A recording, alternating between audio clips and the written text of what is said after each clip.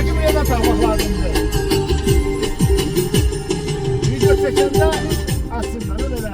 Simpatik görmek için. Salam Ayrex. Senin için bir tane dayımız da olmadı ki. Fena dokunan buralarda bir 06'nın siyarını dağıdaqlarına ne olardı ki? Çok bir şey istiyorum senden. Alımla gel, rəs sarı. Dayılıq